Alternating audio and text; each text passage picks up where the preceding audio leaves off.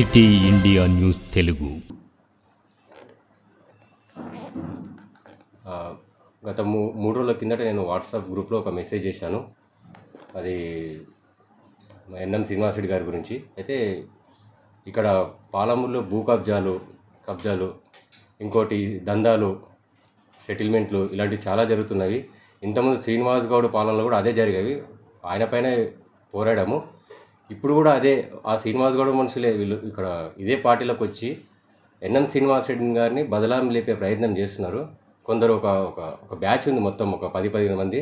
వాళ్ళందరూ రోజు ఇదే పని, ఎక్కడ ఈ ప్రభుత్వాన్ని ఎక్కడ బదలాం చేయాలి, ఎన్ఎం శ్రీనివాస్ రెడ్డి గారిని ఎక్కడ బదలాం చేయాలని ఒక ఊహాగానంతో వాళ్ళు పనిచేస్తున్నారు.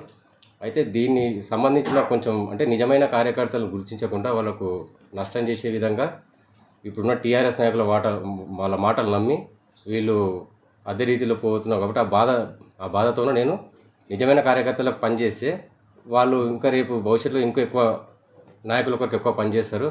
అయితే ఇందులో కూడా ఎవరి ఒత్తిడి కూడా లేదు. మీడియా ముఖం మీద ఎన్ఎం శ్రీనివాస్ రెడ్డి గారు అంటే చాలా మంచి వ్యక్తి. ఎందుకంటే ఇంతకుముందు 2 సంవత్సరాల పీరియడ్లో కూడా పనిచేశాడు ఆయన. అప్పుడు కూడా మా గ్రామంలో హన్వాడ మండలంలో చెరువు కట్టలు కానీ అవి మంచి చేసిండు. వ్యక్తిగతంగా ఆయనకు నాకు దూషణ లేదు. ఇంతకుముందు ఉన్న అదే శ్రీనివాస్ గౌడ్ అరాచక పాలనలో ఇలాంటి చాలా చేశాడు. వాటిపైనే ప్రశ్నించినాం మేము.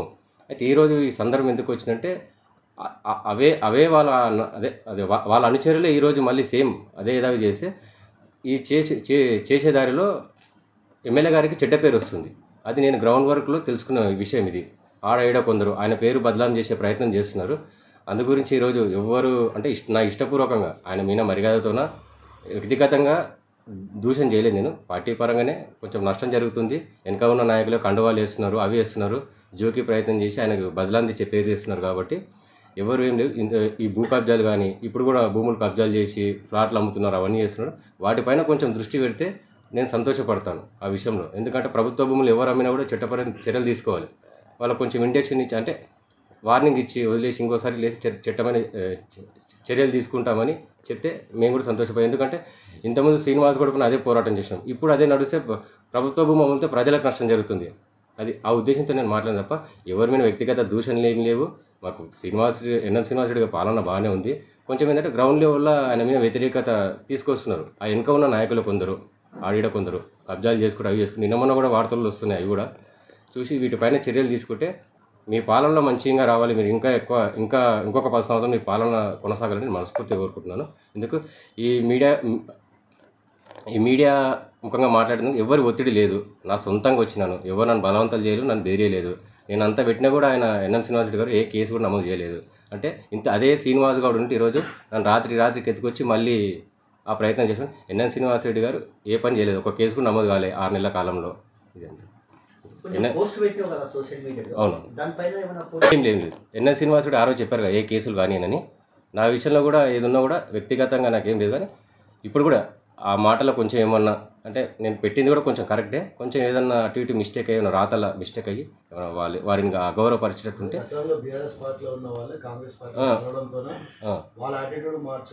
మార్చాలి. అంటే ఇప్పుడు ఎమ్మెల్యే గారికి ఇంతకుముందున్న తెలియదు. మేము ఇంతకుముందు వాళ్ళతో కొట్లాడాం కాబట్టి అందరి గురించి మాకు తెలుసు కొంచెము. ఎందుకంటే వాళ్ళు అదే చేస్తున్నారు. మా వెనక ఎమ్మెల్యే ఎన్ఎం శ్రీనివాస్ రెడ్డి ఉన్నారు, ఇంకా కొంత నాయకులు ఉన్నారు, చూసుకుంటాము. అదని వసూళ్ళకు కానీ దందాలు కానీ సెటిల్మెంట్ కానీ ఇటువంటి బెదిరించే ప్రయత్నాలు చేస్తున్నారు. కొంచెం వాటిని అదుపులో పెట్టుకుంటే ప్రజాపాలన అనేది ఇంకా ముందుకు సాగుతుంది. మళ్ళీ ఈ విషయం స్పష్టంగా ఎన్ఎం శ్రీనివాస్ రెడ్డి గారు మంచోడు, మంచి వ్యక్తిగతంగా మంచి వ్యక్తి. మళ్ళీ డైరెక్ట్ ఎమ్మెల్యే గారి దృష్టికి ఏం జరుగుతుందని ఒక పని తీసుకెళ్లారా? ఇంకా తీసుకెళ్ళడానికి ఇక పోవడానికి అక్కడ ఆస్కారం లేనటువంటిది. సోషల్ మీడియాలో పెట్టి ఇంత వైరల్ చేసేవారు మీరు డైరెక్ట్ ఎమ్మెల్యేని అందరూ అన్ని పార్టీలు కలుస్తున్నారు, అన్ని పనులు చేసుకుంటున్నారు. అవును, మరి మీరు పోయి డైరెక్ట్ విషయాలను చెప్పడానికి మీకేం అభ్యంతరం? ఇంకా అది అంటే ఇక ఇట్లా పెడితే నన్ను స్పందిస్తారేమనుకో. రోజు వాట్సాప్లో పెట్టి అక్రమాలపై ఎవరు స్పందించకపోతే ఇంకా అడవైనా చేసేది ఉందని ఇలా నేను టైప్ చేశాను. ఇతర పార్టీ నుంచి వచ్చే వాళ్ళతో జాగ్రత్త ఉంటారు. అంతే. లేదంటే ఇతర పార్టీలో కూడా ఇప్పుడు వర్గ విభేదాలు నడుస్తున్నాయి. తర్వాత ఎమ్మెల్యేని ఎట్లా బదలాం చేస్తున్నారు దాని మీద మీరు ఎమ్మెల్యేకి ఏం సూచన చేయాలి? కొందరు వ్యక్తులు ఇప్పుడు కూడా శ్రీనివాస్ గౌడ్ మనుషులే మొత్తం నడిపిస్తున్నారు అని నేను అనుకున్నా. అంటే ఆ యాటిట్యూడ్ వాళ్ళు చూస్తున్నా, ఇంతకుముందు చూసినా ఇప్పుడు చూసినా కదా, వాళ్ళే వచ్చి వాళ్ళే వేసిన. ఇక్కడ నిజమైన కార్యకర్తలకు వాళ్ళకు పని చేస్తే వాళ్ళతో అవసరం లేదు. వీళ్ళకు వాళ్ళు పని చేస్తే ఆయన నాయకత్వం ఇంకెక్కువ ప్రొజెక్ట్ చేస్తారు. వాళ్ళ ద్వారా ఇంకో 10 మందికి లబ్ధి చేరుకునే పనులు చేస్తే నేను అనుకుంటున్నా ఆ విషయం. అయితే ఇంకా ఈ ఎమ్మెల్యే గారి పైన ఒకవేళ ఆయన మనసు బాధపడి కించపరిచి ఉంటే క్షమించండి నన్ను పెద్ద మనసుతోన. నాకు వ్యక్తిగతంగా ఎవరితోనూ విభేదాలు లేవు. మీ కొరకు ఇంకా ఎక్కువ రోజులు ఎక్కువ పని చేస్తాను నేను కష్టపడి. కానీ తప్పు జరిగితే మాత్రం సహించలేను నేను. అది నా వీక్నెస్ పాయింట్ అది. ఇట్లా మీ మీద బదలాం లేపే ప్రయత్నం చేస్తున్నారు, దాన్ని కొంచెం నివారించండి అంతే. ఎందుకంటే మీరు నిజాయితీ పరులు, మీరు ఒక సెంట్రల్ గవర్నమెంట్ ఉద్యోగి. అప్పటి నుండి చూసినాం, గత రాజశేఖర రెడ్డి గారు ఉన్నప్పుడు కూడా చూసినాం మీ పాలన మేము. అప్పుడు కూడా సౌమ్యంగా అన్నీ ఉన్నారు. కాబట్టి ఇప్పుడు కూడా అంటే ఈ వ్యవస్థలు మొత్తం టీఆర్ఎస్ గవర్నమెంట్ నాశనం చేసింది అన్నీ. దీనిని అరికట్టే విధంగా మీరు ప్రోత్సహించి పనులు చేస్తే. మొన్న కూడా ఒక వ్యాపారస్తుడు అపార్ట్మెంట్ దగ్గర వచ్చి బెదిరించారు కాంగ్రెస్ పార్టీకి సంబంధించిన నాయకులు అన్నారు. అది కూడా మీ దృష్టిలో ఏమైనా ఉన్నాయి అట్లా? అది నాకు నో కామెంట్స్, ఆ విషయాల మీద అవగాహన లేదు. అలాంటి సంఘటన జరగకుండా అసలు అటువంటి సంఘటన జరగకుండా చూసుకోవాలి. ఎందుకంటే పార్టీకి చెడ్డ పేరు, ఇక్కడ ఉన్న నాయకులకు చెడ్డ పేరు.